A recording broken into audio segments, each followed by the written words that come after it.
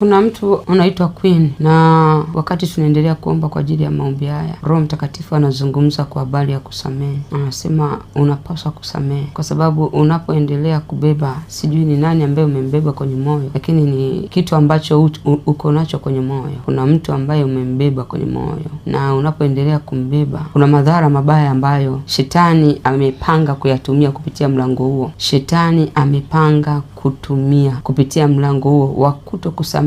Shetani amepanga kutumia madhara, anataka kuleta madhara mabaya kwenye maisha yako kwa kupitia mlango huo wa wewe kutokusamehe.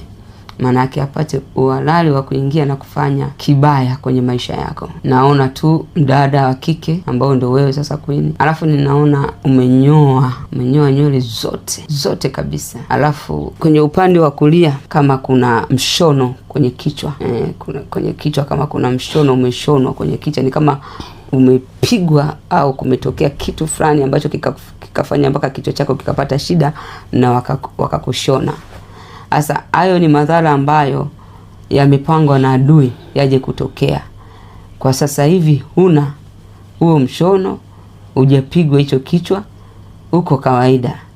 Lakini nilichoonyeshwa ni tukio ambalo limepangwa juu yako kupitia hiyo hali ya kutokusamehe. Amen.